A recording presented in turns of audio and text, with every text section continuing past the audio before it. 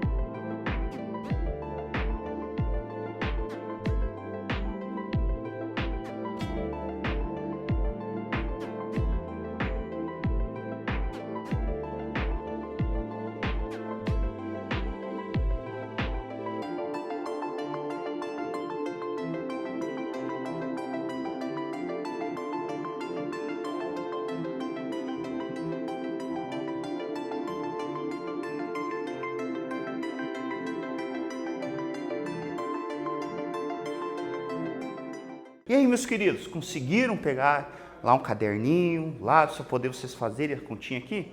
Vem comigo, vamos lá, vamos fazer esse negócio, né? Vamos tirar esse ranço da matemática aí. Queridos, então, primeira coisa, né? Vamos tirar as informações, certo? Lembre-se, para você poder sair, você tem que tomar aquele banho, cortar aquelas unhas, você vai fazer a barba, aquela coisa toda. É a mesma coisa aqui, eu vou dar aquela parada no resultado, no exercício, eu vou ver o que me interessa ou não e qualquer coisa fazer alguma conversão caso haja necessidade, certo? Vamos lá. A pressão, olhando ali no vídeo, eu sei que é 1,54 atmosferas, certo? Está no enunciado do exercício. O volume também. Pô, professor, mas ele te deu o raio. Bem, é que na verdade eu fiz uma adaptação aqui. Ele só dá o raio, mas eu acabei calculando o volume para facilitar um pouquinho o serviço de vocês aqui, certo? Então, aproximadamente 7,06 litros. E constante real de gases. Constante real de gases é um valor tabelado, certo? Então, a gente pode ir lá recuperar as informações lá de Clapeyron, né, as equações e tudo mais e ver a constante real. Que nesse caso, eu vou utilizar o 0,082 atmosfera por litro mol vezes Kelvin. Por que isso? Porque a pressão está em atmosfera, ou seja, 1,54, e o volume está em litros. Por isso que eu vou utilizar esse valor, tá ligado? É como eu conversei já com vocês. Caso haja necessidade ali, quem manda nas unidades é a constante real de gases. É ela que comanda o negócio, certo? Vocês vão fazendo as adaptações necessárias para isso, ok? E a temperatura, né? Aí você faz aquela chunchadinha. Lembre-se que eu já falei para vocês, temperatura sempre em Kelvin, meus amados. Sempre em Kelvin, nada de grau Celsius aqui. Tire o Celsius, o Fahrenheit da cabeça de vocês nesse momento, certo? Então vocês vão converter para Kelvin aqui. Perceba uma coisa interessante. Todos os dados têm 3 algarismos, chamamos de algarismos significativos. Então eu estou mantendo a quantidade de algarismos significativos, porque o resultado final, nesse caso, também vai ser 3 algarismos significativos. Isso é uma dica muito importante quando você faz na calculadora e dá aquele monte de número, você conta ali os algarismos, certo? Vamos lá. Então, tendo essas informações aqui pronta, o que eu vou fazer? Eu vou aplicar na equação de Clapeyron, certo? Ou seja, vai ficar 1,54 vezes 7,06 é igual a N vezes 0,082 vezes 300. Ou seja, pressão vezes volume é igual ao número de mols vezes a constante real de gases vezes a temperatura, meus queridos. E aí eu vou fazer aquela velha matemática de sempre, né? Vamos lá, multiplicação. 1,54 vezes 7,06 é 10,872. 0,082 vezes 300 é 24,6. Então vai ficar 10,872 igual a 24,6 vezes N. Vou passar dividindo para o outro lado, certo? Ou seja, 10,872 por 24,06 e o resultado aqui vai ser 0,442. Se você fizer na calculadora, você vai perceber que vai dar um monte de número. Mas como eu falei que tem 3 significativos, certo? O zero esquerdo não é significativo, nesse caso, você vai deixar com 3 algarismos. Certo? Boa dica, né? Eu sei disso. Vamos lá. E o que isso quer dizer na prática, professor? Digo assim, professor, o que isso quer dizer? Quer dizer o seguinte, que essa quantidade de mol representa 2,67 vezes 10 elevado a 23 átomos. Tem ideia dessa quantidade de átomos? Meu, é muita coisa. É muito forte. Ou também representa, se você considerar que a massa molar do ar ele é de 28,96 gramas por mol, ou seja, cada 1 mol tem 28,96 gramas de substância, você pode dizer que esse 0,0442 mol equivale a 12,8 gramas de ar. Ou seja, dentro de uma bola de basquete, você consegue saber, entre aspas aqui, o peso ou o correto, a massa de ar que tem dentro dessa bola. Beleza? Show de bola, né? Coisa linda. Então vamos lá, vamos continuar nossos estudos. E não esqueça, sempre refaça os exercícios. Sempre, para você pegar a manha aqui dos negócios, ok? Vamos lá, vamos falar um pouquinho sobre transformação gasosa. A gente conversou já sobre isso, certo? Mas eu posso fazer algumas jogadinhas. De que tipo? Eu posso manter uma das variáveis pressão, volume e temperatura travada, ou seja, constante. E eu vou perceber o que acontece com as outras duas. Jogo interessante isso se chama transformação gasosa e elas têm nomes. Você tem a transformação isobárica, que é quando eu travo ou mantenho a pressão constante. Eu tenho a isovolumétrica, também conhecida como isocórica ou isométrica. Repetindo, isovolumétrica, quer dizer a mesma coisa que é sinônimo de isocórica ou isométrica. É quando você mantém o volume constante, ou seja, é como se você aumentasse a pressão do sistema sem aumentar o volume. Como, por exemplo, acontece com um bujão de gás. Você está colocando o gás lá dentro sem mudar o volume deste, certo? E você tem a isotérmica, é quando você consegue manter a temperatura constante. Então vamos analisar um pouquinho isso, sendo que você está mantendo as condições de massa, né, a quantidade de mols dentro do sistema constante. O que vai acontecer? Bem, quando a gente fala em transformações, você tem que lembrar de gráficos. Normalmente são os gráficos pressão por volume, é o PV que a gente diz, gráfico PV. Veja uma transformação isobárica. Uma transformação isobárica quer dizer que você tem o gráfico PV e existe uma linha reta que corta o eixo do P, que está no eixo do Y, certo? No eixo vertical. Então quer dizer que nesse caso a pressão ela é constante, eu só estou mudando o volume. O que acontece? Eu pegando aquela equação do P1 vezes V1 sobre T1 igual a P2 V2 sobre T2, eu consigo cortar os P, certo? E eu tenho uma nova relação, que V1 sobre T1 é igual a V2 sobre T2, certo? Isso quer dizer que é uma constante, ok? E essa equaçãozinha representa o gráfico que está logo abaixo, que é isso que eu acabei de escrever para vocês. Quando você tem uma transformação isométrica, isocórica ou isovolumétrica, quer dizer que o volume é constante. Então quer dizer que, se eu for ver aqui, o gráfico dele, né, ele é um pouquinho diferente. Você percebe que o eixo, o gráfico, ele é uma reta, certo? Que corta o eixo X, certo? Lembrando que o gráfico que eu estou falando aqui é um gráfico PV. Então você tem o gráfico PV, certo? O P na vertical, o V na horizontal, e a reta do estado 1 para o estado 2 corta, certo? Esse eixo do V. E o que isso quer dizer? Essa é a fórmula do P1 sobre T1 é igual a P2 sobre T2, certo? Eu fiz a mesma jogada, eu vou lá e corto daquela equação de transformação o volume.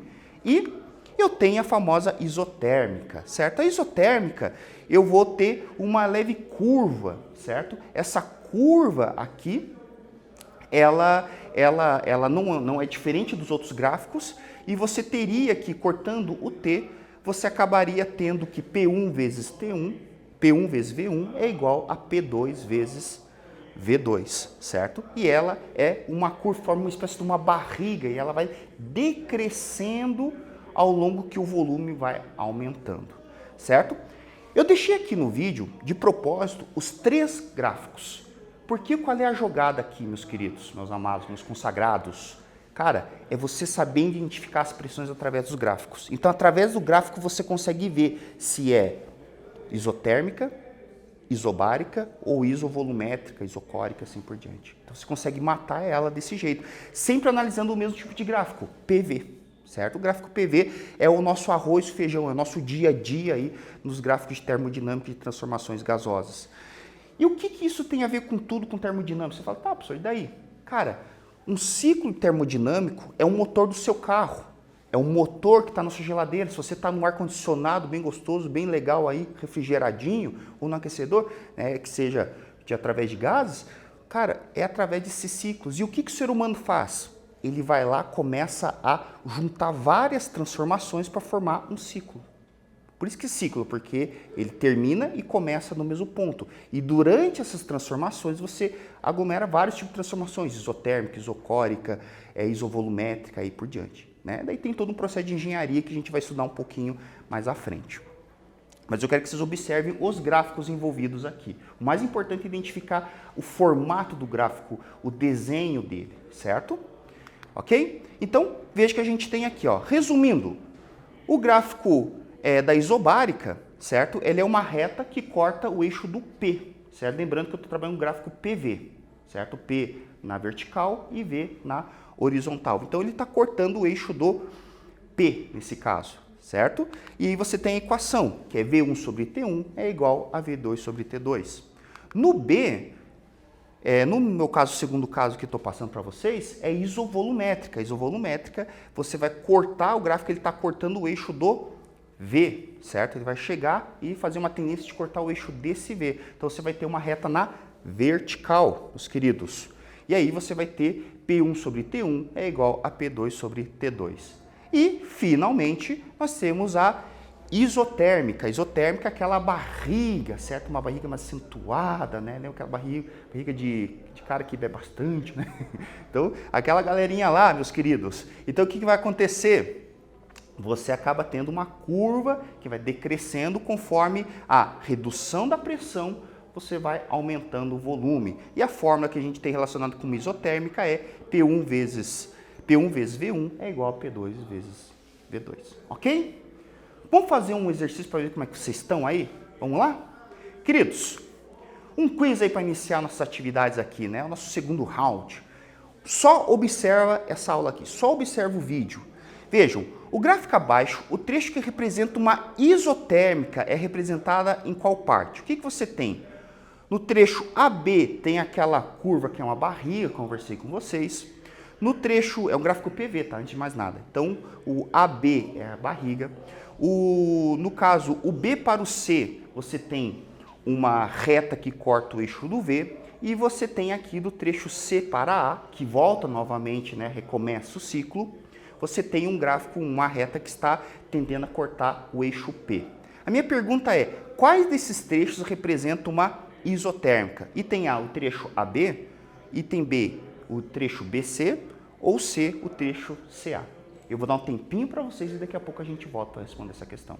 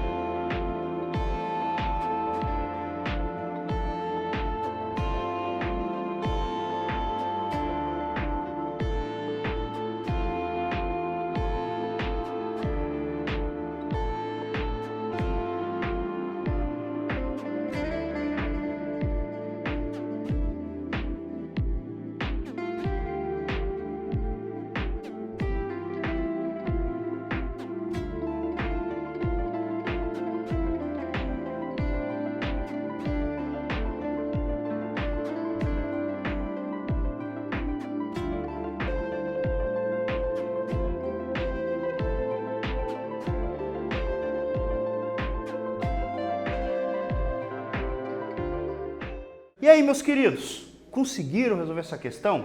Cara, análise de gráfico é show de bola, é muita questão que cai em exercício de Enem e tudo mais. Nesse caso desse gráfico, qual o trecho que representa a isotérmica? É o trecho AB. É só lembrar aqui, ó, barriguinha, certo? A curva da barriguinha, coisa linda aqui, ó, certo? O resto tudo reto, né? Ali, no caso, a isotérmica é representada por essa curva aqui. Antes de mais nada, o pessoal confundir, né? Meus queridos, nem tudo que é curva é isotérmica, certo? A gente vai perceber que vai ter uns outros adendos aí, ok? Vamos lá, então. Mais um exercício para ver como é que vocês estão aí, meus queridos. 2. Relacione as transformações gasosas com a sua devida classificação. 1. Primeiro, vamos analisar cada questão. Essa aqui é uma questão que a Federal adora colocar, certo? Eles colocam lá vários itens e você vai analisando o que é verdadeiro e falso nesse sentido. Ou você relaciona com coluna e assim por diante. 1. O gás sendo comprimido por um êmbolo, mantendo a sua temperatura constante. O cara fala, o que é um êmbolo? Professor, querido, é simples. Uma seringa tem aquela parte que você faz a injeção, não o cilindro dela, né? Mas o êmbolo que você empurra, aquilo é um êmbolo. Quer dizer que nesse caso, você tem um êmbolo que ele está livre, ele pode se movimentar e tudo mais, ele pode subir e descer conforme a situação do gás. Essa é a dica. 2. O gás sendo aquecido em um recipiente de volume invariável. E 3. O gás sofrendo um aquecimento dentro de um recipiente com volume variável e pressão constante. Que doido aqui, ó. Vamos analisar? Então, vendo isso, essas três alternativas que eu falei para vocês, qual dela é isobárico, qual dela é isovolumétrico e qual dela que é isotérmico? Então, assinala a sequência correta. Item A é 1, 2, 3. Item B, 2, 1, 3. Item C, 3, 2, 1. O item D, 1, 3, 2. Eu vou dar mais um tempinho para vocês e daqui a pouco a gente responde essa questão.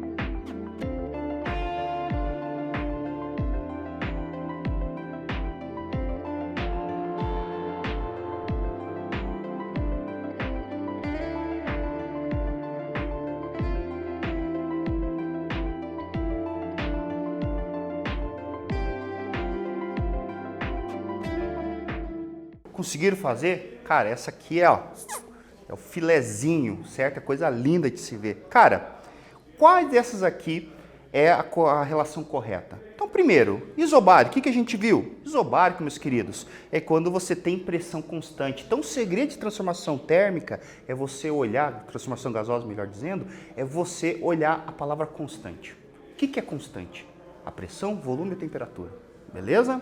Quer dizer que constante não muda, correto? Então, não está mudando. Então, nesse caso, está mudando o volume, mudando a temperatura, quanto mais, mas não está mudando a pressão. Então, ficaria 3. O isovolumétrico, o que você teria? O gás sendo aquecido a um recipiente com volume invariável, quer dizer que é um cilindro, como se fosse um bujão de gás, por exemplo, ou bujão no GNV, lá utilizado nos carros. Então, seria o item 2 e o isotérmico é o que falta para nós, certo? Onde que você tem a temperatura constante, certo? Pelo êmbolo, aquela história toda lá. Ok, meus queridos? Qualquer coisa, dá uma pesquisadinha sobre êmbolo, você vai ver o que é isso aí, você vai perceber que é show de bola, é bem tranquilinho. Ok? Então fica a alternativa C, certo? 3, 2 e 1. Ok?